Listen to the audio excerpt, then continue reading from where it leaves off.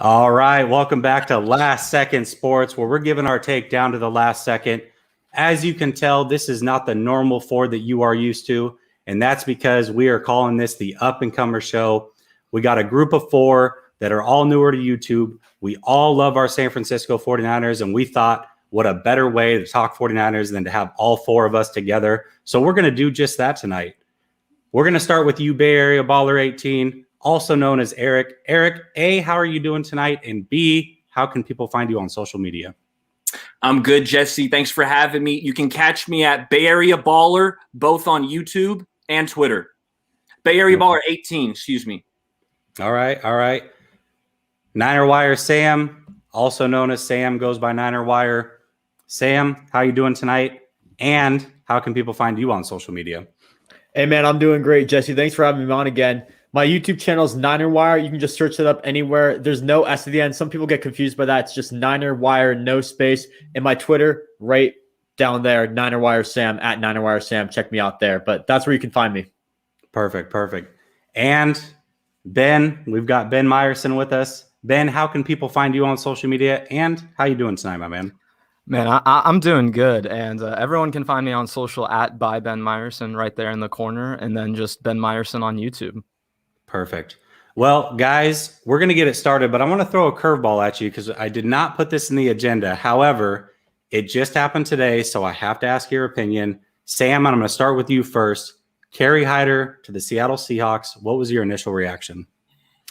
My initial reaction was it was an absolute overpay for him. But you get into the contract details. It's actually a really good deal for Carrie Hyder. It's 2 years, $6.5 million, and then there's a third year with $10 million that's voidable. So it's definitely a good deal for Seattle. But I'm not too worried right now for two reasons. First of all, Carrie Hyder has not been able to succeed when not under Chris Kucerek. We haven't seen him prove that anywhere else. I think in Dallas he wasn't with Chris Kucerek for a few years. In Detroit he wasn't with Kucerek. So this might be a complete bust for Seattle, and I definitely think it could be right there. So I'm not too concerned for that. That's number one. Number two, we signed Samson Ebukam, who I would take any day of the week over Carrie Hyder. So in my opinion, I think he was going to go no matter what. I do think he was going to get overpaid. Didn't get too much overpaid by Seattle. I think that's a pretty good deal for him.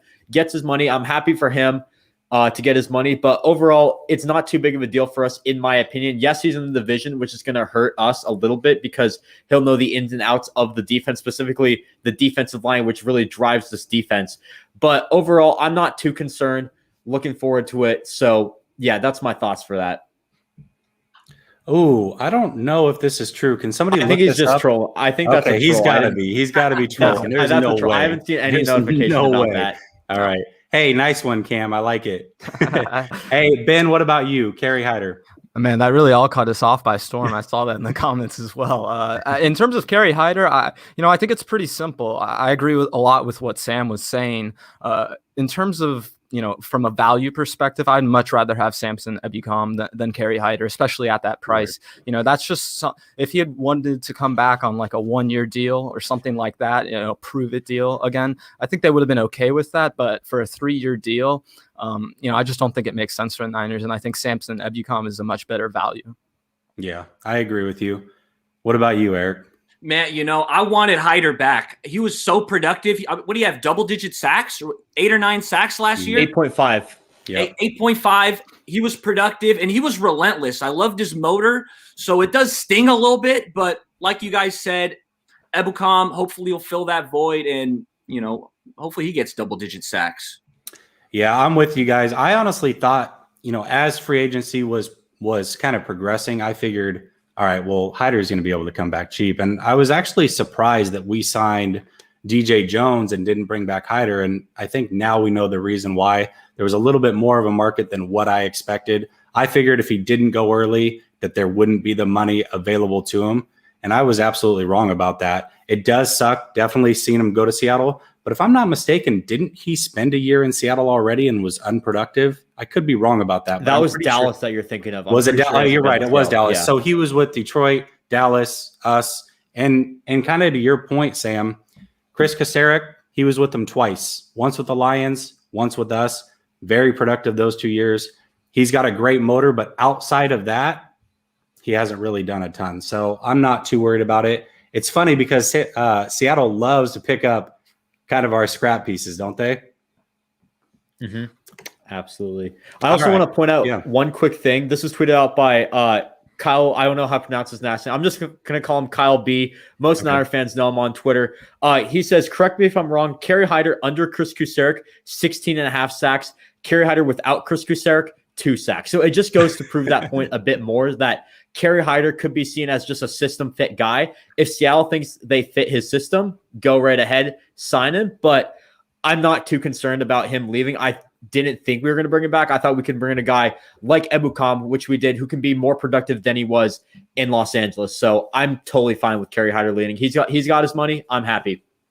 Absolutely. Well, Eric, I'm going to start with you. This was how we were supposed to start the show, but I think it's important to know. I'm curious to know how everybody became a Niner fan. Eric, how did you become a Niner fan? I mean, I was born and raised in the Bay Area, so I could easily say geographical location, but it's deeper than that. You know, the Niners just run through my blood. And what I want to speak to is the younger fan base. We haven't witnessed any Super Bowls. Like, I was 4 years old the last time we won a Super Bowl. So we're hungry. We're on the quest for 6. And shoot, we want it now. We're getting impatient. East Bay Chris chiming in. Perfect timing, East Bay. We appreciate that. Ben, what about you? How'd you become a Niner fan? Well, you know, so honestly, I probably I don't know. I want to let me say this correctly. I probably would be a Dolphins fan, but growing up, my dad, who grew up as a Dolphins fan, begged me and my brother not to get into that. He said, "I don't want you guys doing that. I don't want you being miserable your entire lives." You know, he grew up with them in the 70s and the 80s, so he knows the limelight of them. But I was actually born in Pacifica, California. That's right in the Bay Area, and I moved away from there when I was young, but I've been back about 10 times now. I actually got to go to a game at Candlestick back in 2012. Nice. So that was really great, man. And I know, just like Jesse, I'm really excited for next year when the 49ers are playing at Jacksonville. It's one of those, good opportunities for us East Coast 49ers fans to see our team. Yeah, for sure. And what about you, Sam? Yeah, man, I'm born in the Bay Area, born and raised there. Actually, kind of funny. I'm the only Niners fan in my family. Everyone else is Patriots fans. Everyone else is from the East Coast. So I went against the evil empire, joined the good guys, been a Niners fan for my entire life. I'm definitely a lot younger than you guys, so I haven't witnessed a Super Bowl. I haven't really witnessed that many winning seasons. So, I mean, yes, it's been a lot of pain, but hey, man, I've always enjoyed being a Niners fan, and I always will enjoy being a Niners fan for the future. Yeah, so for me, I've been a Niner fan since I was 6. I'm a little bit older than y'all. I'm 37 myself. So I've been a fan for a long time. I was able to enjoy that 94 Super Bowl run. But, I rooted for every team that was red when I was 6 years old because I didn't know the difference. I just knew that my dad was a 49er fan, and so I wanted to be a fan along with him.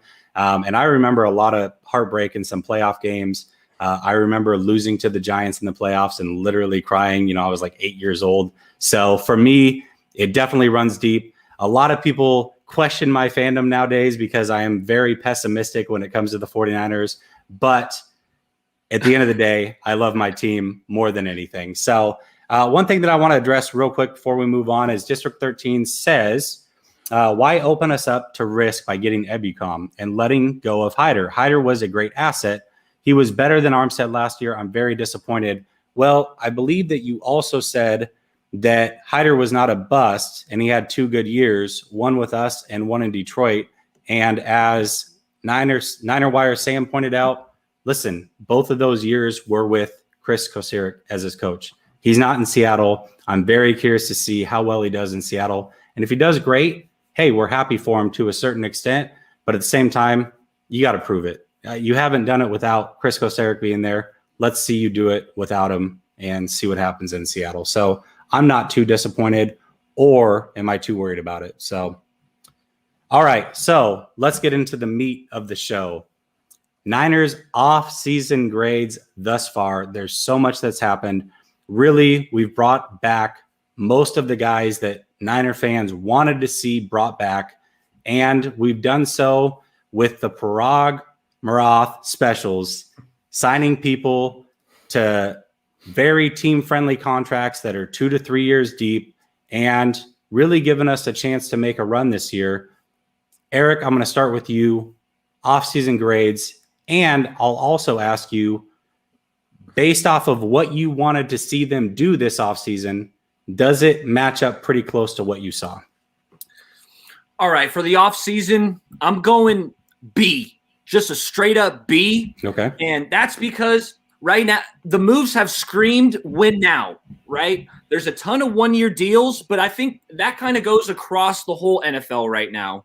So we can't fault them for that. But, I wanted Trent back. I wanted Verrette back. And Juice, I was kind of willing to let Juice go because I thought we were going to have to pay him $5 or $6 million per. So when the contract came out, 5 years, $27 million, I was kind of like, oh, that's a. But then I shouldn't have doubted Parag the God. And Sam coined that one. I was saying Parag the GOAT, but I like Sam's better. Parag the God came through. We're paying him $2 million the first year and $3 million the second year. So that contract is a lot better than it looked when it initially came out. Ebukam has potential. I just did a breakdown on my YouTube about Ebukam. I saw all of his sacks, and he has a lot of power. His technique needs some work. The hand usage isn't that great right now, but that's something where you hope Kosuric can coach him up because he has the other traits, the power and the speed. So I like our offseason. I mean, we're in win now mode, so I feel like we still need something to be done, right? It's kind of a to be determined, right? What are we going to do at quarterback? But right now, B. Okay. Well, let me ask you this as a follow-up question, just so that everybody knows where you stand. Are you a Jimmy G guy or are you not a Jimmy G guy? I'm not a Jimmy G guy. I want to upgrade. Jimmy's solid, but I'm tired of solid. I want a good, if we can get there, an exceptional quarterback. I'm tired of solid. Oh, I think you cut out a little bit there, Eric. What'd you say? I'm tired of a solid QB. I want an upgrade. I want a good or elite quarterback. Okay. All right. Ben, what about you? Off-season grades, and did it go according to plan for what you were looking for from the off-season? So to start, I'm going to agree with Eric. B is the grade that I give it. And I think the reason that grade isn't higher is because this team hasn't addressed the main problem, which is the quarterback position, which is, we all know that's all we seem to be talking about this offseason. But I think if you look across the line, they made a lot of win now moves, and they also put them on team friendly deals, like you all mentioned earlier. And I think one of the players I'm most excited for beyond bringing back Trent Williams is actually Alex Mack. And it's a lot because of what he does on the field. But I also think, there's something to be said about that leadership on the offensive line. And that's something that the 49ers have been lacking since Joe Staley left. And I think Alex Mack is someone who can bring a lot of that to this team. And in terms of the other new addition, Samson Ebukam, I'm really excited because not only is he a free agent who has played 16 games all 4 years that he's played in the NFL, which that's great for the Niners. That's great news for Niners fans. But he's on a team-friendly deal, and he can really get better, I feel, under Chris Kosuric. And if technique is the thing he needs to work on, I think that he can absolutely improve in that area. And just watching him, the effort is there and everything else is there. It really is. So I'm really interested to see how that goes moving forward. And then one of the other moves that I really loved was bringing back Jason Verrette. Jason Verrette on a 1-year deal for $5.5 million. Essentially, it goes up to 6.5 in bonuses. But for him, I thought that was a guy when I knew he was going to be a free agent that would be getting 9, 10, 11 million. I really thought so. And for the Niners to get him at that price and have the opportunity to pay him again next offseason, I think that's great. And that's really smart by them. Okay. I agree with you. I mean, I think Ebukam definitely can be fine-tuned by Chris Kosuric. The one thing that you mentioned, and I'm not going to ask the same follow-up question to you because you basically said that you're not a Jimmy guy. Is there any quarterbacks that were out there to be had that you thought could either compete for that starting job or you would outright give that starting job to, either available via trade or free agency? I think the one guy I would have been interested in free agency, and maybe I might get a little bit of flack for this, but I think Ryan Fitzpatrick would have been great for this team at a certain price. Now, would I have been willing to go up, higher, as high as the football team went? Maybe not, but so maybe we couldn't have gotten him. But if you're looking for that ideal bridge quarterback, you want someone who can come in and win games, but also isn't going to disrupt this team and can let someone else come in and start. And I think this team is headed to a point where, if they're not going to trade for a young quarterback, they're going to have to draft a young quarterback at some point. So I think no matter what, you're going to have a bridge type of quarterback. All right, that's fair. Sam, what about you? I'm a bit higher than you guys on this offseason. I'm going to give it an A. And Ben, you said that the quarterback situation, not 100% figured out. And I think there's a reason for that. Is it was really hard to figure that out. For starting options, you only had Dak Prescott out there. He got franchise tagged, then he signed a deal. So that was off the table immediately. So you move to the backups. And yes, their backups go by. There's a ton of backups that get signed. Some overpaid, some not overpaid. You could have afforded that. But I think you're still looking at the draft. There's still a lot of great quarterbacks there. You got 5 quarterbacks who I think you could take at 12 right there. If they fell to us, I don't think all of them are going to fall to us. I'm certain all 5 won't fall to us. We'll probably have to trade up.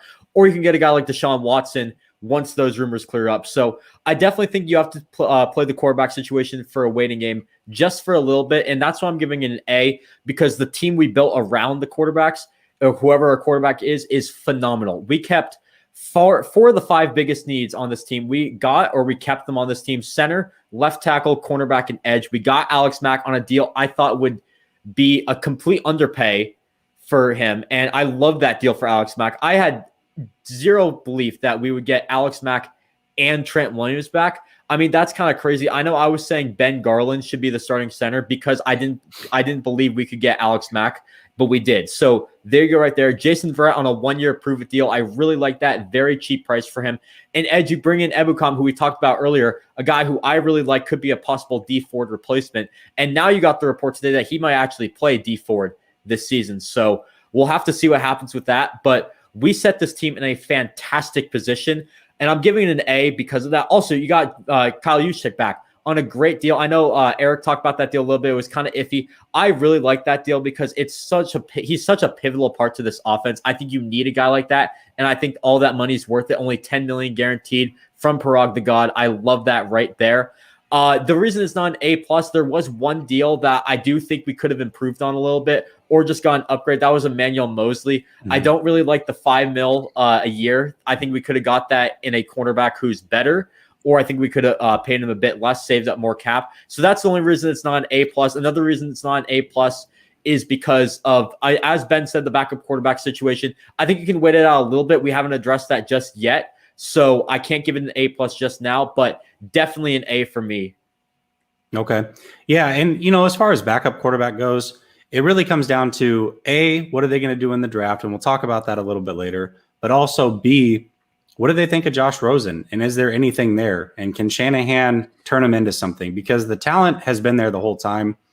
It's the mentality, and it's above the shoulders is where he usually gets questioned a little bit. So I'm curious to see if he does anything, and if so, what can Shanahan bring out of him? There was a reason he was brought back. I think that they see the talent there. They want to kind of kick the tires on him and see if there's anything that they can get out of him before he's eventually ran out of the league.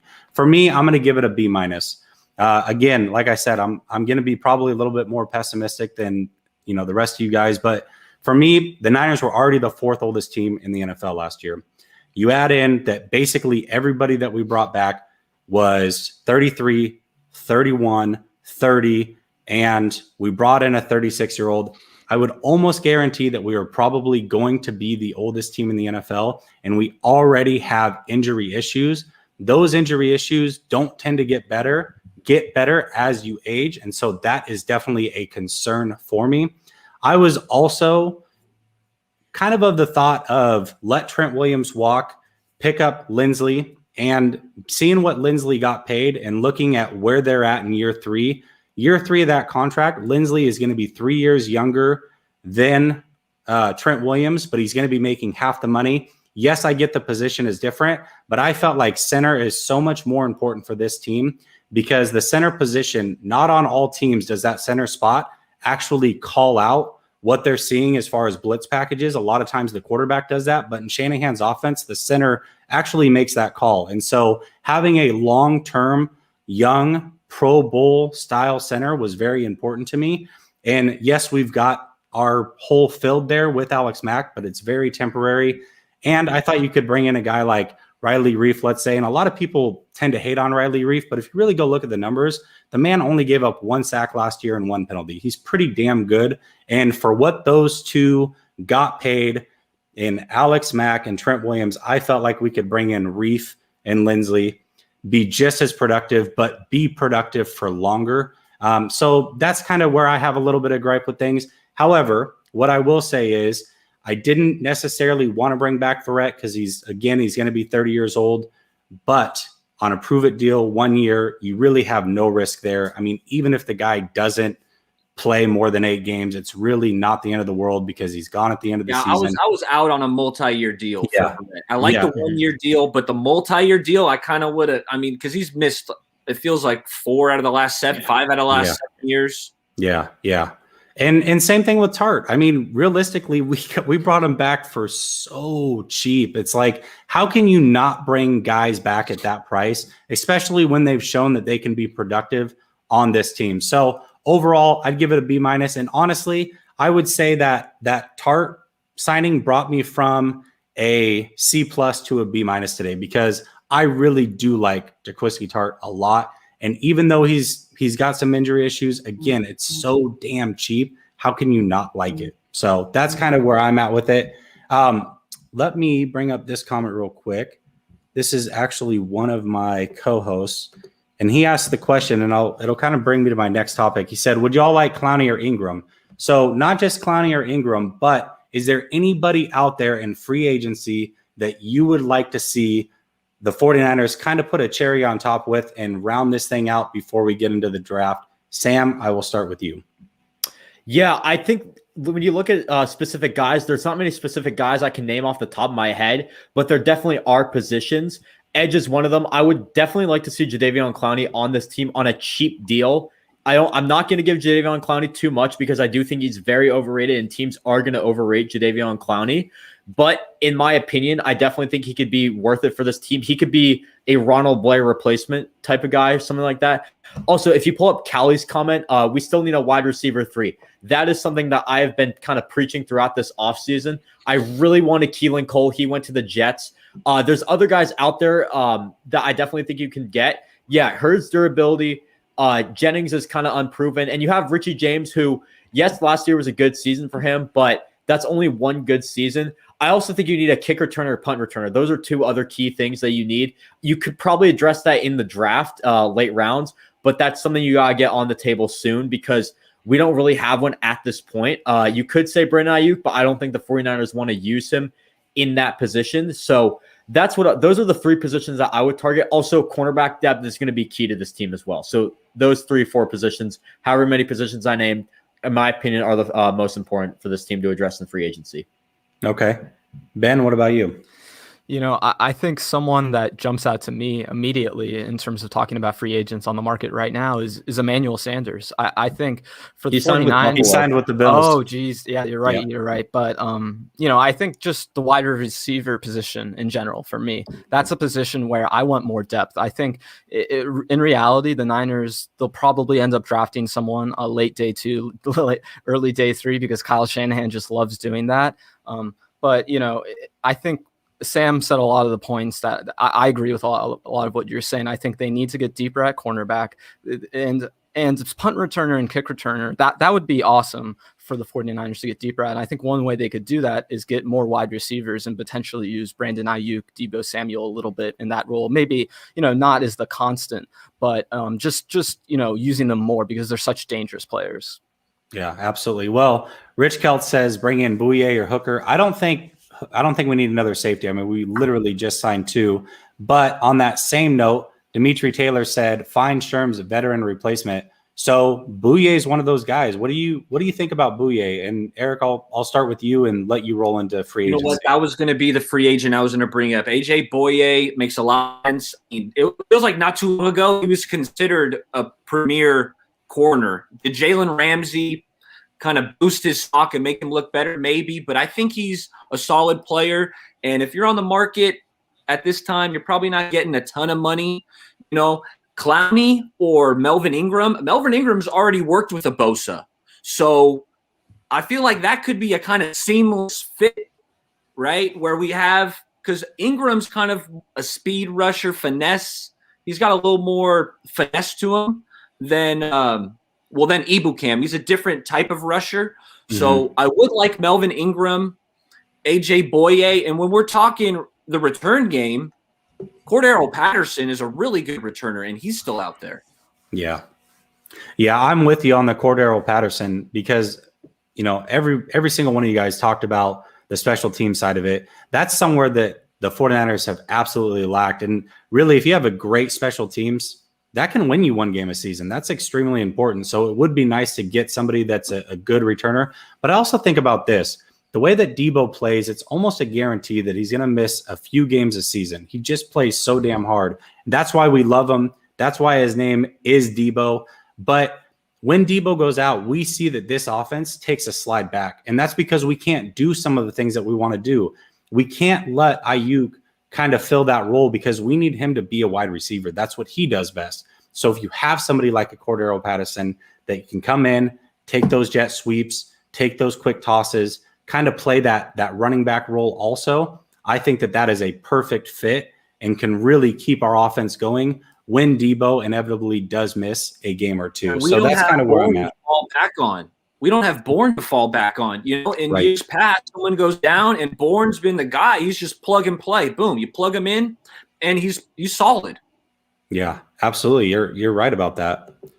All right, and it's also I was just going to say it's also kind of interesting how the 49ers haven't addressed this wide receiver position at this point right now. There's so many receivers on the market. It's kind of crazy. I know the wide receiver market has been very poor this year for the players. I just heard kind of like stale.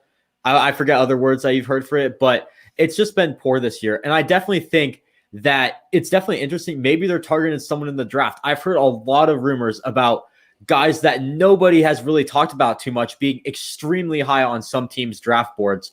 There's a lot of guys out there. I don't know the team specifically, but maybe the Niners are one of those teams where maybe a guy like Elijah Moore, extremely high up on their draft board, maybe they want him round 2 to replace, to be that wide receiver 3, to be that Deebo Samuel guy if Deebo Samuel goes down. I think the draft is going to be, it's going to be kind of hectic for the 49ers because at this point, we don't really know what path they're going with. And yes, it's a bit early, but I think come draft day, we're still not going to know what path they're going with because they're going to want to fill a lot of holes, and wide receiver 3 could be one of those holes as well. Yeah, I really agree. Oh, sorry. Go ahead, Ben.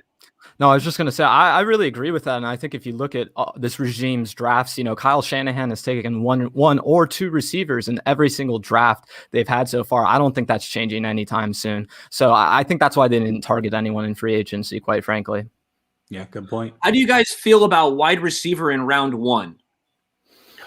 No, I would prefer I would either take a cornerback or trade up to get a quarterback. Something like that, or trade down to maybe get a guy like Azeez Ojulari, who I've seen in the comments a little bit earlier in the video. But yeah, I would probably not go with wide receiver round 1, considering that this class is so deep at wide receiver. Yeah. You can get a guy with round 1 talent in round 2 or even round 3, considering how deep this class is. It's kind of ridiculous. Oh, yeah. I think that round 3 compensatory pick is that spot that they're going to take that wide receiver at, personally. Yeah, that's a good point. And we'll talk about that. Sanyo Sunny says Eric Stokes late round 2. Again, we'll get to the draft here very, very shortly. But all right. So question I have, it's way too early, I understand, but we're going to do it anyways. Where do the 49ers rank in the West right now? Ben, I will start with you. 1 through 4, where do you see those teams stacking out? Well, I think this is a tough question, quite frankly, because like we've been talking about the quarterback position, we really frankly don't know. But if I'm going off what we're talking about right now, I think this team is probably the 3rd or 4th best team in the division. And it's not because of everything else on the roster. I think it's because, quite frankly, if you look at the rest of this division, you could argue that there are top 10 quarterbacks on every other team. Mm-hmm. And with the amount of good quarterbacks we see coming into the draft every single year, Jimmy Garoppolo is getting pushed further and further down the line in terms of the best quarterbacks in the NFL. And I think that disparity is just too much for the Niners to close the gap. I think, while a team like the Rams, while they had to cut off some fat, Matthew Stafford, the difference between him and Jared Goff is going to make the difference of a world, I think, for them. And I think, you could say in a lot of ways the Niners stayed the same or got slightly better, but I think you could argue a lot of these other teams in the division got better, especially a team like Arizona. Even though we don't believe in their coaches much, that roster is just getting better and better by the day. Yeah, that's fair. Sam, what about you? Yeah, to Ben's point right there, I mean, Arizona, a lot of people are underestimating them because they're coaching, but this team almost made the playoffs last year and got better. And yes, Jesse, you said it's way too early. It definitely is way too early, but right now the Niners are nowhere near number one simply because of the reason that they don't have a quarterback right now.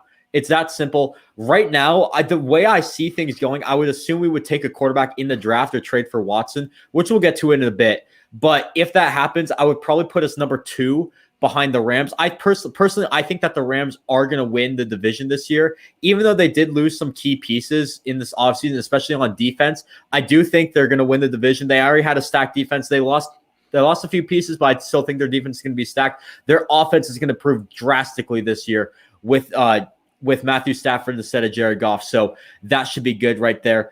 But I mean, people are underestimating Seattle, Arizona. Those teams could very much get ahead of us and we could be number 4. It's going to be interesting to see how the rest of the offseason plays out. If I had to say right now, I would probably go 3 behind. It's tough. Definitely the Rams at number 1, and then Seattle, Arizona. It's tough between those two to decide. But yeah, 2, 3.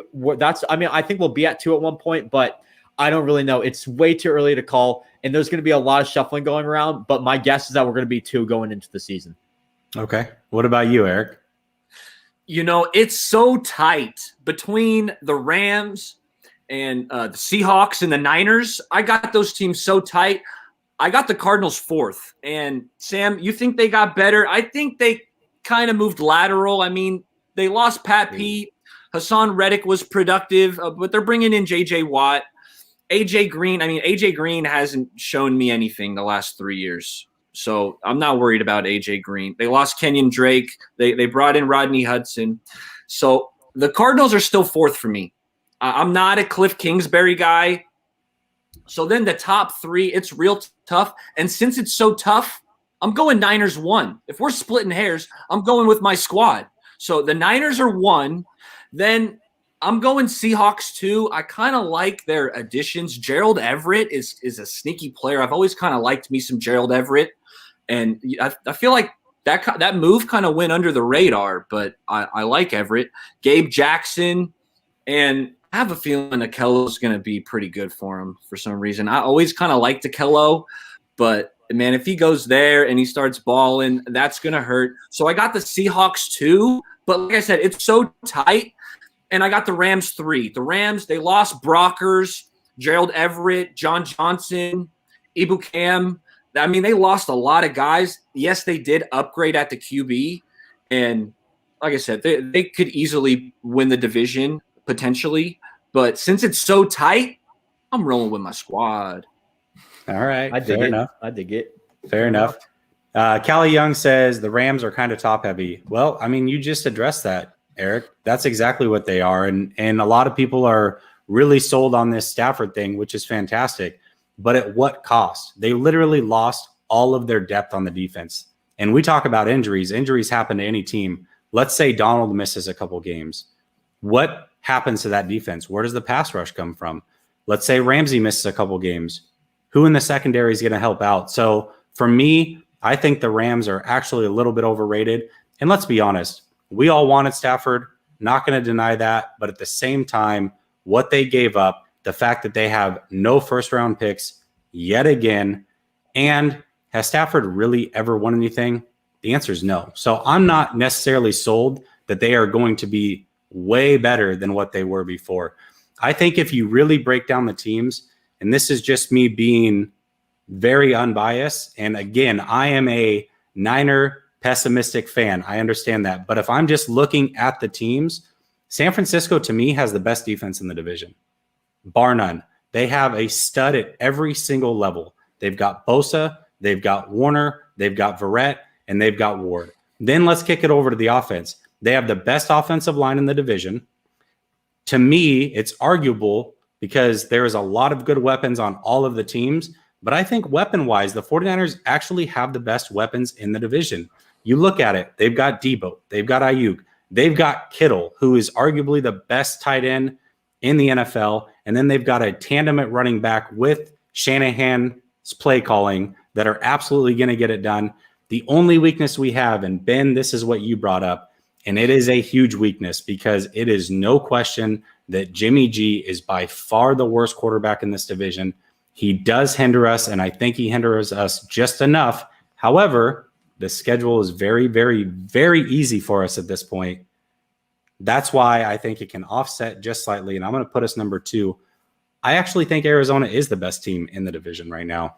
And I agree with you, Eric. I think that they did take a lateral move, okay, on a lot of spots, but they added in some veteran leadership in some very big key places.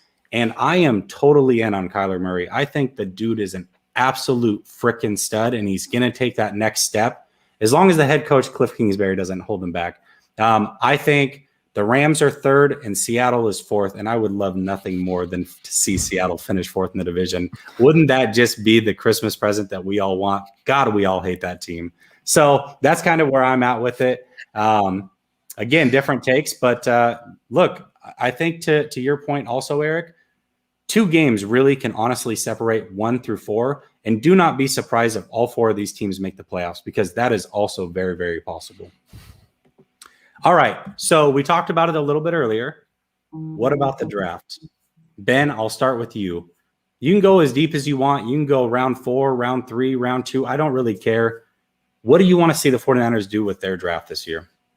Well, I kind of want to go by this round by round. So I want to start with the first round. I think, quite frankly, I don't know if 12 is the best position to be at in this year's draft. I think if Rashawn Slater were to fall to you, I would absolutely take him. And I think if there's a quarterback, Mac Jones or Trey Lance or whoever it may be, if the 49ers are in love with them, they should take them at that spot.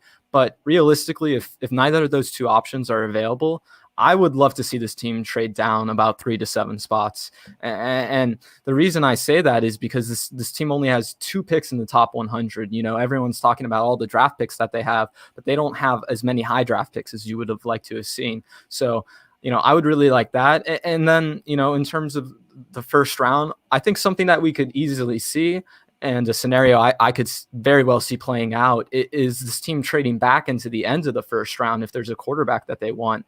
Often you'll see teams do this recently, like with the Lamar Jackson situation. Obviously, he's a great player, but the concept is there. If there's a quarterback you want towards the end of the first round, and you don't think he's going to last that far to you in the second round, go up and grab him at that 31 spot, that 29 spot, whatever you have to do, because you'll get that 5th-year option as well. And that's so valuable for these quarterbacks. And I think the main thing with drafting a quarterback, and I promise I won't talk all quarterbacks, but the main thing is that they just need to be a Baker Mayfield level of good or better. If they're just that level of quality, then, the Browns have shown you can easily build a team around that kind of player because you're paying them such a low amount of money and you get that 5th-year option, like I was saying. So, that 5-year deal for that quarterback position is so valuable. It's one of the best commodities in the NFL, and that can't be understated. And I think if I'm looking for the rest of the draft, like I alluded to earlier, I think this team is going to take a receiver late day 2, early day 3. I think that's a really huge possibility. But the position I want to see them and I need to see them take in the first 2 rounds is a corner. While this team was able to sign back a few players like Jason Verrette and Emmanuel Mosley, the issue for me is that they need to get younger at the position and they need to bring in fresh blood to me. So a guy I would love to see, of course, I'm all FSU. Asante Samuel Jr. would be, I think, a great, that would be a great spot for him to land. I'd love to see that, but I think just in general for the draft, I think the 3 positions I need to see this team address are quarterback, cornerback, and offensive lineman. And even if they don't take an offensive lineman high in the draft, I think the depth that they could get in the draft, that could be really key because as we've seen, they're going to get injuries at some point and they're going to need to be able to fill those spots. So for me, that's how I see this draft playing out. I think those three positions are of the most importance. And I think if they take those three positions and 3 out of their first 4 picks, I'd certainly be very happy. Yeah, I think you spoke to it very well. I'm with you on the movement, and I'll talk about my plan here shortly, but I'm with you. I would love for us to trade back and pick up some assets because, as you said, only 2 picks in that top 100, and that's extremely important. Sam, what about you? Yeah, I think round 1, quarterback. I think you got to get your quarterback one way or another with that pick. I personally would trade up that pick because I know Dominic says it right here. Lance will for sure be taken by 12. I totally agree with him with that. I also think just getting past Carolina is where you have to go. That's a team who needs a quarterback as well in the quarterback hunt. You have to get past them if you want a top 4 quarterback. If they want Mac Jones, then you stick to them. Then you stick to 12. But that's my opinion. Just getting up in the draft. I don't know what you're going to have to give up to do that. So round 2 could be interesting. We might not have our second round pick. If we do, I'm going cornerback there. And if we don't have our second round pick, then I'm going round 3 cornerback. But I think, cornerback is definitely the second need that we need to address. And it's interesting because the 49ers have historically not addressed this need, which has been a need for a while now under the Lynch Shanahan era. And I mean, I don't know if it's that they don't value cornerback. I don't think they really do. I think they want those veteran guys in there. But I definitely think you need a guy, especially at nickelback, which we don't have an answer right now. I think I was hoping to get either K1, Troy Hill, who's gone, or a rookie in the draft. And K1 is still uncertain. He's getting a lot of offers everywhere. We could see him signed soon. I don't really know. But if you want a nickelback, Elijah Molden out of Washington is a guy who I really like, the best nickel in the class, in my opinion. Asani Samuel Jr., to Ben's credit, another great guy you could take. The cornerback depth is pretty deep this year, in my opinion. A lot of people say it isn't. I disagree. I definitely think it is pretty deep. If you want a sleeper, I'll give you 2 right now. If Fedu Melifonwu from Syracuse, really like him, a physical guy. You want another physical guy? Israel Mukuamu, J.C. Horn's teammate at USC at South Carolina. I really like those 2 guys. I think they would be fantastic fits for the 49ers. After that, I think you could really go best player available, in my opinion. Once you get those 2 needs, you're going to be pretty deep in the draft. So it does. I mean, the value's not going to 100% be there for a starting position. You really just go best guy available, best guy on your board. Take him. Hope he becomes a stud. The needs that we do need to address with those best player availables, though, wide receiver, again, that might be around 4. I would think maybe around 5. There's still a lot of depth there. You could get a guy like Anthony Schwartz or Seth Williams there. Those are the 2 Auburn receivers in round 4, something like that. Interior line, I would like to add some depth there. A backup quarterback, possibly, if we get one. I would prefer free agency, but I don't really want to go into the year with Rosen as the backup necessarily. I do think he needs a bit more time. You could go Josh Johnson as backup. I don't really know how that would work out, but yeah, that too. And yeah, I also think you could get another cornerback. Like I said, Mukuamu, Melifonwu could be around 3 guys, so I don't really know. But Mukuamu could be round 4, round 5. I would be happy to add that depth to this team. Maybe go back-to-back cornerback. I would definitely like that to see. I would definitely like to see that for this team. But yeah, that's my draft plan right now. And again, there's still a lot to play out this offseason, so that could very much change. But if the draft was today, that would be my plan. Yeah, K1, it looks like he'll probably make the decision in the next 24 hours from what it sounds like. Verrette and Tart are going full court press, trying to bring him back. So we'll see what happens there. Let me ask you this. I'll ask you 2 quick follow-up questions. 1, do you think Mosley can kick inside to play that nickel corner spot? And 2, if we do trade up to draft a quarterback, which quarterback do you covet the most? For your first question, I do. I mean, I'm kind of hesitant about that. We haven't seen it yet, but the 49ers have used Emmanuel Sanders in a lot of places, and I do think nickel would be a good fit for him. I mean, last year he could not cover DK Metcalf to save his life, and the wide receiver depth in this division is crazy good. You got 2 stud receivers on each team. You got Seahawks, you got Lockett and Metcalf. Cardinals, you got Hopkins and AJ Green. I know, Eric, you said you don't really like AJ Green. I definitely want to give him a chance because the Zach Taylor system did not work out for him at all. And for the Rams, you got 2 of the most underrated receivers in the league, Robert Woods, Cooper Kupp. So Nickelback might be a very good fit for him, covering those less talented receivers, kind of like a cornerback 3, something like that, I guess. But I would be happy to see him move there. I would also be happy to see him stay at cornerback 2. I think with the money we gave him, we have him as a starter, or we have him projected to be a starter. So I would assume he's starting somewhere, whether it's nickelback, whether it's next to Verrette. I'm happy with either. And for your second question, Preferably Wilson, but I think Wilson's going to be gone by pick 2. So I would go up and get Justin Fields. In my opinion, he's the most NFL-ready quarterback available. It seems like he has a link with Kyle Shanahan. You've seen all those rumors before. I mean, not necessarily rumors, but you just seen the links on Twitter. He's worked with Shanahan before. I think it would be a great fit for this team. And I know I'm actually pretty low on Fields compared to other people. I have him below Trey Lance at quarterback 4. But if it's for the Niners, I would go Lawrence 1, Wilson 2. I don't think those two are happening. So I would go Fields over Lance, considering that I believe Fields is a bit more NFL ready. So I would prefer Justin Fields. If he's not there, I'm totally happy with Trey Lance. Okay, fair enough. We did, I mean, I know that we didn't see it a lot, but we did see it very, very briefly. I believe that he kicked into the nickel corner spot for about 3/4 of a game before he also got injured. And there was a chance that we could have played him there at the end of the year, and I really wish we would have done it just to see what we had there. I don't know why Spoon was in the game. It was very clear that they weren't going to bring Spoon back. So playing Spoon the way they did at the end of the season just didn't make a lot of sense. But I digress. It is what it is. Eric, let's go to you. What do you think draft-wise? What would you like to see happen?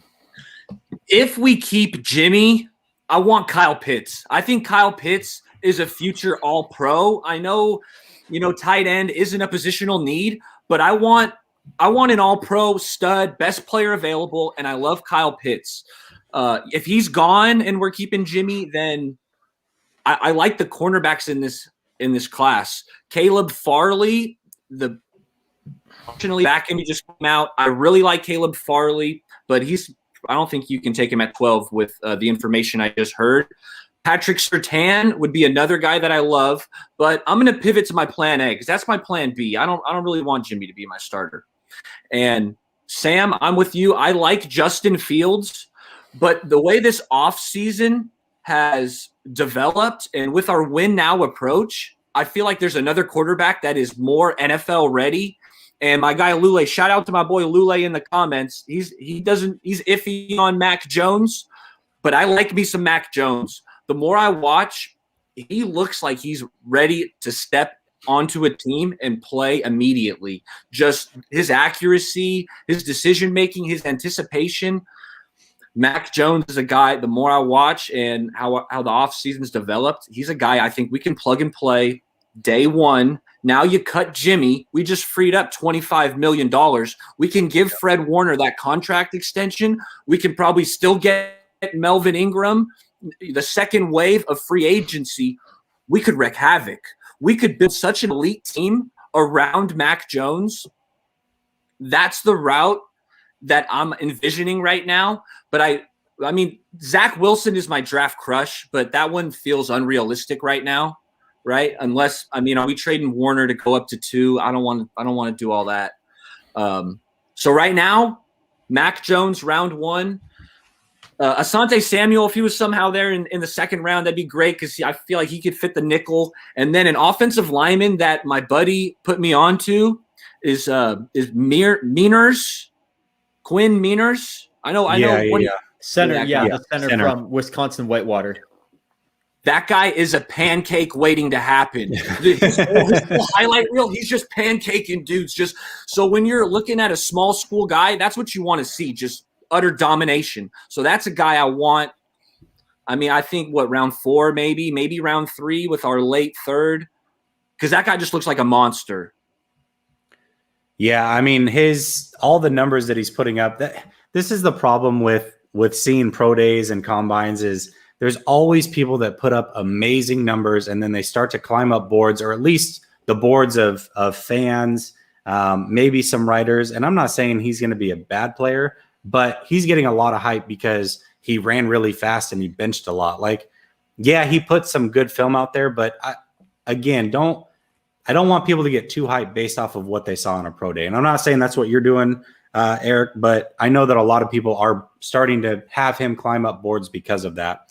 Let me ask you this. So you said that your crush was Zach Wilson. Do you think if we got Mac Jones, just kind of the way things are falling right now, do you think we could stay at 12 and pick up Mac, or do you think we'd have to trade up and get him? I prefer to stay at 12 and take him. But if they feel like they got some info that the Panthers, who we know have been just eyeballing every single quarterback on the market, if we get a word that the Panthers might take him, but you know what? If Justin Fields is there, it's like an either or. I really like Justin Fields. It's just that his processing is a little slow. Sometimes the blitz, like the Indiana game, he was missing receivers that were open. His hot routes. Yeah. So that's where I feel like Mac Jones is more NFL ready, and that's why I prefer him just with the team we've built. Yeah, absolutely. Well, to Michael Miller's point, Mac does seem to be dropping just a little bit. It was pretty hot that there was going to be 4 quarterbacks in that top 8. And kind of what I'm hearing as well is Mac might be slipping a little bit, not necessarily that he's going to fall too far, but they're saying he might fall all the way to 15 to the Patriots. So there's a possibility all of a sudden we could get him at 12. Ben, I didn't ask you the question, but you did talk a lot about quarterback as well. Who are the guys that you like at quarterback? I think Mac Jones, and I hate to pile on what everyone's saying, but this team is building to win now. And I feel like out of all the quarterbacks that will be available to the 49ers or could be available, I think he's the one guy that like Eric said, you can plug him in and you can play him. I really think he could succeed in the system year one. And I think with the way this team is building, that's going to be more important than anything else. And, I'm not as high on Justin Fields personally as maybe other people might be. So I wouldn't be interested in him. But, even if we go deeper into the draft, I'm cool with taking someone like Kyle Trask or Kellen Mond at the end of the first round, early second round, even, if you go later into that day too. So, while there's some quarterbacks that have some question marks, right, at the top of the first round, certainly, I think there's still a lot of value to for that 5th, 6th, 7th quarterback in the draft. And I think if you can nail that, that would be awesome. So, I'm not as interested in all those top guys. I think Mac Jones would be the guy out of those guys for me just because he's so ready to play. But, like I said, some of those other guys you could get later on could be really great too. Yeah, absolutely. I mean, I guess my thing with Mac Jones is I think that he is ready to win now. And so if we plug and played him right away and you look at the offense he ran at Alabama, I think that he could absolutely operate the offense and we could win with him right away. My question is what's his ceiling? And I honestly think that his ceiling is slightly above journeyman quarterback. I think if he's with the right team with tons of weapons, I think that he can make it happen and win. But if he doesn't have weapons surrounding him, it does concern me that his top out could be, let's say, and I'm not saying the skill set's the same, but like a Fitzpatrick style career where he's constantly coming in and being a bridge quarterback. He wins a starting job and then they draft somebody and replace him. Like I could see that actually happening with his career. I got to rebuke you. I see some Kirk Cousins. I think we got to give him at least the ceiling of Kirk Cousins because when I'm watching, I see a lot of the same. His downfield accuracy is so good, Jesse. Yeah. Okay. Well, here's the thing that was kind of funny to me, and I don't know if you watched his pro day, but here's what I find very funny. People that love Mac Jones also tend to hate Kyle Trask, right? And I'm a Kyle Trask guy. You and I have gone back and forth a million times on this, but they tend to hate Kyle Trask. And what do they say? Kyle Trask in the bowl game, when he didn't have his weapons, he couldn't make it happen. Well, I watched Mac Jones today without his quote unquote weapons overthrow the ball repeatedly during a pro day against the air. And what was the same excuse that came from Mac Jones lovers? Well, he didn't have his guys there, so he wasn't on the same page with his receivers. So let me get this straight. One guy doesn't perform in a bowl game when guys are running down his neck, and that isn't acceptable because the excuse can't be that he didn't have his weapons. But your guy all of a sudden doesn't perform in a pro day against air, but that excuse is okay. That doesn't make a lot of sense to me. I think Mac Jones, again, can be very good on this team, but I think it's short term. I want a guy with high upside. If I'm going to take a guy in the first round and I'm going to trade up and get a guy, I would prefer to get a Lance or a Fields. Those are guys that definitely could bust. Don't get me wrong. They could be out of the league in 5 years. I can see that. But if they hit, oh my God, what we could do with those guys on offense long-term would be so phenomenal. So and Jesse, if I could just push back for a second, because I think go ahead. I agree with Eric a little bit here in the sense that And I talked about this earlier. If Mac Jones can come in and play at a Baker Mayfield type level, I was going to say that too. Yeah, to me, that's the benchmark. If you can play at that level or better, and I do believe he can, that is so valuable, especially on that 5-year option. You're just not going to be playing that guy a lot of money. And I'm looking in the chat, I'm seeing what some people are saying, how, if you're taking Trask, he'd be the worst quarterback, right? But if he's the worst quarterback in the division, guess what? He's getting paid like the worst quarterback in the division. Right. And that's where the value is. It's not all about having this player, that player. It's about the value you have them at. And that's what could be so key for the 49ers, because if you have a quarterback on a great 4 or 5 year deal, man, the team you can build around him would just be it could be better than that 2019 roster. They really could build a better team than that, I believe. Yeah. And also about the worst quarterback in the division thing, unless we get Deshaun Watson, we're going to have the worst quarterback in the division no matter what. I think that's just something every fan has to accept right now. Whoever we bring in, even if we bring in Trevor Lawrence, he's not better than Matthew Stafford, simply for the reason that Matthew Stafford has proven that he's a starting caliber quarterback. Trevor Lawrence is a guy, yes, who will probably be better than Matthew Stafford. But at this point, no, we're going to have the worst quarterback in the division no matter what going into next year, unless his name is Deshaun Watson. So, yeah. And on the Mac Jones point, I wanted to chime in a little bit. I mean, I'm kind of skeptical. I have a lot of skepticism of him, considering that, high floor, low ceiling. I don't really like that round 1. And at 12, I would be fine staying put and taking him at 12. I'm not willing to trade up and get him though. But to the as Ben was saying, I was going to say the Baker Mayfield thing as well. You just need a Baker Mayfield caliber starter. And although I don't believe Mac Jones is going to be that, I think you're looking at more of the Kirk Cousins level, as Eric brought up. I definitely think that would work out. Also, who loves Kirk Cousins? Kyle Shanahan. So that could very much be in play right there. So, I'm fine with Mac Jones. I would, if we were trading up, I would prefer to go Fields or Lance, simply because they have higher ceilings. Even though they have the lower floors, I definitely think it's much more worth it to take one of those guys. You're in a stacked division. Why not just risk it? Worst case scenario, you'll just rebuild. 5 years later, you'll be the best team in the division. I think you have to take that chance and risk it instead of saying put. So, yeah, for sure. And if I can chime in just for 1 second, I just want to put this out there really quickly. I do really believe that plan A for this team was Deshaun Watson. And I think that's just thrown a wrench in their plans. I think if you look at the way they were building this team, they were building to have a cheap quarterback, at least in year 1. I really think Deshaun was their guy. And I think this completely disrupted their offseason. I think, it's a terrible situation. We don't know what's going to happen. And quite frankly, we might never not know what will happen, and we might not ever see Deshaun play football again. So I think that has completely thrown a wrench in the Niners' plans this offseason. Well, let me ask you this then. So if Watson was the guy, do you think that the Niners will go all in? I know we talked about what we want to see them do. The Niners traditionally have not traded up. They will trade back up into the first round, but they like to trade back or stay put. Do you think that they are willing to go all in for Shanahan's guy? Ben, I'll start with you on that. Yeah, I think, like you're saying, if Shanahan gets his guy, if there's a quarterback he loves in this draft, go get him. And I'm not necessarily for trading up for a quarterback. I'd love to stay at 12 just because, like I alluded to earlier, you only have 2 picks inside the top 100. So if you're trading up, you're depleting your draft capital even more. So, I think, for me, if your guy is there at 12, take him. No questions asked. But, I think, like I said, I really do believe Deshaun Watson was plan A for this team. I can't emphasize that enough. I think just the way they were building around this team, they're building this team to have a cheap quarterback. They really are. And Deshaun Watson in year 1 at least can be that guy. He could be that guy. And you could even restructure his deal down the line. So, I'm going to be interested to see how they address the quarterback position. But like I said, I really think the whole Watson situation completely changed the entire offseason for this team. Right.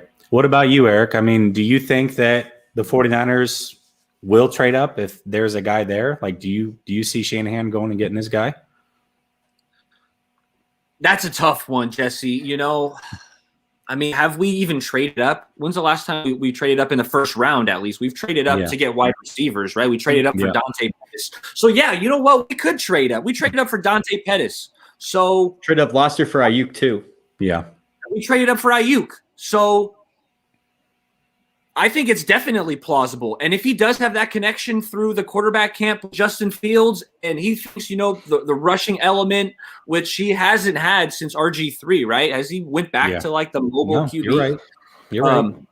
But if that's his guy, I'm all for it. Whoever they think is going to be that stud single caller, I'm on board with. Yeah, that's fair. That's fair. What about you, Sam? Yeah, Eric said it right there. Whoever they take, I'm fine with. And I think you have to trade up. If Shanahan wants his guy, if his guy is Justin Fields, if his guy is Trey Lance, I think you have to trade up simply because, in my opinion, John Lynch is Kyle Shanahan's puppet when it comes to assembling this offense. Kyle Shanahan runs all of that work. John Lynch does all the defensive work along with a little help from whoever our DC is.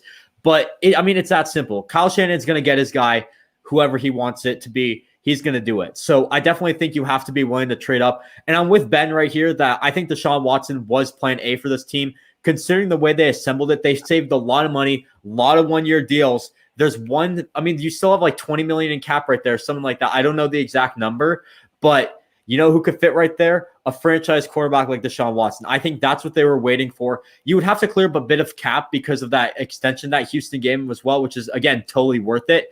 But Deshaun Watson, in my opinion, was plan A for this team. And I think we're just going to have to wait this stuff out. If he's guilty, you're going to have to move on. If he's innocent, you pick up the phone immediately, call Nick Caserio and give him an offer. I've also heard that, yes, if all the sexual assault thing is false, if that's all false, which still is in the air right now, I've also heard rumors that Nick Caserio is going to have to give in before the draft to make a move for Deshaun Watson, or else the Texans are screwed. And I agree with that. Deshaun Watson, he's saying he's not playing with the Texans. It doesn't seem like he's going to come to camp. So there will be a move before the draft if Deshaun Watson is innocent. And if a team makes an offer, which teams are going to make offers for Deshaun Watson, there will be a move before the draft. And I think the Niners are going to be very much in on it right there. I think the thing that worries me most is that I don't know if we're going to have a clear picture of what's going to happen in this Watson case. And I get that there's no criminal charges yet, but when enough women come forward, it is very possible that the state actually pursues criminal charges. You look at somebody like Antonio Brown. We still don't have the full answers on him, and it's been 2 years. So if you take that risk and you go all in on Deshaun Watson, you may only get him for a year. And if something comes down, you lose all those assets. So it is very, very risky. But if you can get a Super Bowl out of it, all is fair in love and war. Like, we've got to make that happen. I don't know if we'll take that chance. And I guess what worries me a little bit is I just go off of Kyle Shanahan's track record. In year one, there were multiple quarterbacks that we could have had, including Deshaun Watson. And he had it in his head that Kirk Cousins was going to be the guy. Well, if he has it in his head that Deshaun Watson's going to be the guy, but that smoke doesn't ever settle, well, we may not actually get a quarterback in this draft in the first 2 rounds, and that would worry the heck out of me. So I'm not sure what he's going to do. Obviously, I trust in Shanahan to the point to where if there's a guy that he absolutely wants, if he trades up, even though that's not my plan, if he trades up and gets a guy, I will absolutely go with it because that's the guy that he wants. He forced Parag into signing Trent Williams, and we heard how that broke down today. So it wouldn't surprise me if he says, listen, we're going all in. We're going to get Justin Fields, Trey Lance, whatever. I guess I'll agree with it. Real quick, I'll just throw out my quick plan, and then we'll probably take off. We're hitting over an hour here, so it's been a good show. But for me, my ideal plan in the draft would be trade back from 12 to around 15 to 17, just like you said, Ben. The guy that I want is J.C. Horn. I think he's bar none the best corner in this draft. And I think that there's a chance that both Farley and Surtain both go ahead of him. So I think if we trade back to 15 or 17, we pick up some extra assets. J.C. Horn definitely can be there. And like I said, I think he's clearly the best corner in this draft. And I really don't think there's a close second. So if we could get him, that would be phenomenal. Round 2, as you know, Eric, my crush is Kyle Trask. Especially if you like Mac Jones at 12, you've got to like Kyle Trask in round 2. Maybe, to your point, Ben, if we do trade back, we trade back up into round 1 to take Trask to get that 5th-year option. That would be my ideal thing. And then, of course, just like you said, Sam, go for the best available players after that. There are positions of need, whether it's slot wide receiver, it's another pass rusher, interior O-line, what have you. Nickel corner, maybe if you don't think Mosley can play that spot with J.C. Horn coming in. Whatever it is, go out and get it. But that would be my ideal draft. And that's pretty much it. Is there anything before we get out of here, Eric, that you would like to add? You know what? I was just thinking I forgot a couple of my draft crushes. I like Demetric Felton from UCLA and Austin Watkins. Yep. Yeah. Yes. I mean, Felton, he was at the Senior Bowl as a wide receiver, but then you watch UCLA and he's playing running back. It's like this guy, he feels like a Shanahan guy since he can do multiple things. And then Austin Watkins, man, that guy just looks like a baller, wide receiver. Yeah, absolutely. Absolutely. What about you, Sam? Is there anything that you want to hit on before we get out of here? Yeah, just to touch up on the Demetric Felton thing right there. I think that's a guy who, if Jalen Hurd's not healthy, could step in that role. He's not going to play the tight end role that I think the Niners saw for Jalen Hurd, but he's going to be that versatile guy that, I mean, Swiss Army knife. He can do a lot on the field. So I definitely think that's another guy. And Jesse, to your Kyle Trask thing, I think the one thing with Kyle Trask that's important to keep in mind is if we get Kyle Trask, I think Jimmy Garoppolo is going to be back starting for the 49ers next year, because I don't think Kyle Trask is ready to start right away. So you're either going to have to keep Jimmy Garoppolo, or you can move on for him and get a guy like Alex Smith, maybe trade for Teddy Bridgewater. I've seen rumors that the Niners want Teddy Bridgewater. I don't know how true that is, but Kyle Trask could be another guy for the Niners to get if they get a solid bridge quarterback. So that's my final thoughts. Again, Jesse, thank you so much for having me on the show. I really appreciate it. Absolutely. Hey, real quick, I'll address that. Listen, I'm not a Jimmy guy, but there's no reason right now to clear that Jimmy salary cap off of the books unless somebody all of a sudden becomes free, or you can go get a Watson or what have you. If we have to keep him for one more year to be our bridge quarterback, it kind of is what it is. Chances are he'll probably get injured, and that guy that we draft will end up playing anyways. But next year is really where it becomes key. We absolutely have to get him off the books because we did backload those contracts. And I think it's super important that Jimmy's off so that we can make another run in free agency. Ben, before we get out of here, is there anything that you'd like to add? Yeah, I think just I've been talking about it a lot. And for me, Deshaun Watson, just about a week ago this time, was the guy for this team. And of course, we don't know what's going to happen. And we might not, like you've been alluding to, Jesse, we might not get a solution on this issue until June or even July, even past the draft. So, I think for me, that has really thrown me for a loop, because that was my plan A for this team. And I thought it was going to be plan A for the 49ers, not just for me. So I was really excited for that, but I think just trying to pivot from there, I think they're going to take a quarterback in the first 2 rounds of this draft. I really think they have to. And I'd love to see it for a lot of reasons, but the main reason is that Jimmy Garoppolo does not work with this team. He just doesn't. And as we've seen just in 2019, even when everything is great around this team, he still doesn't really make a difference. And I want a quarterback who's going to make a difference for this team, because I think that's what they need to get over the hump.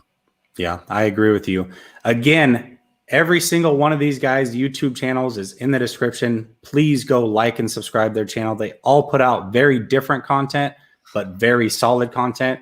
Fellas, if you aren't against it, I would love to do this again after the draft. I think we put together a hell of a show, and this is something that we could do again after the draft to really kind of dissect and look at the 49ers going forward. If you guys are down, I'm definitely down.